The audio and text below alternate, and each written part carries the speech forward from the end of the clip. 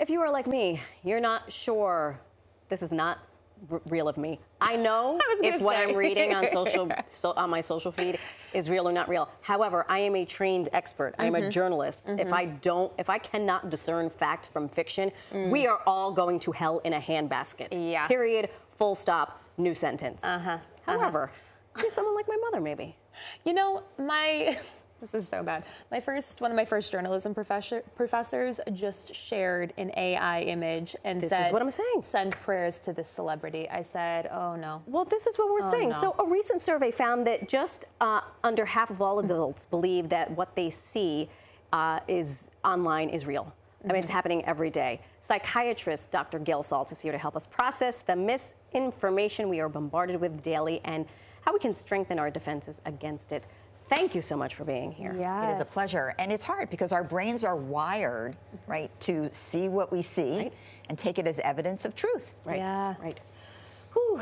So what are the impacts? I mean, I think we're seeing them in real time, but We you know, are. kind of creating a divide in our country. We are. Well, but from your standpoint, there's been research on misinformation and its impact, and it definitely erodes trust in important institutions. For that reason, it erodes trust in things like public health, which affects your behaviors in society. And it makes you socially anxious, actually, right? It stirs divide, and that creates a certain unrest and anxiety in general. Right. You know, I wonder because so many of us, myself included, I'm constantly in my phone, and even anywhere from my 88-year-old mother to my 16-year-old child. We're just bombarding ourselves with images that come at us non-stop. What is that doing to us individually and then collectively? Yeah. So, you know, there's this thing called confirmation bias, where your brain is wired to take in only the information that kind of agrees with what you already think. And so it's hard to penetrate with, if that's not correct, it's hard to correct that for ourselves. It takes a lot of effort and a willingness and sort of a lack of suspicion and some trust. So that is actually the umbrella over all of this. And then, of course, social media, which has changed the landscape. And people think, oh, I can get my important facts and information from TikTok ex-influencer or the creator, and not know the expertise of that person or the trustworthiness of that source. Yeah, or the research they've done in it. Right. Are there certain populations that are more vulnerable to this? Yes. Who? Psychologically, people who are more anxious or more emotionally, up and down are more likely to be susceptible because a lot of these things that are sent to them are telling them how to be safe. Right. And that stirs someone who is already anxious and doesn't even realize it. So if you're more anxious, if you have less fluency or awareness of things, for example, in health, right? You have less, if you have come from a lower educational background and you just don't know a lot of the things already, you may be more susceptible.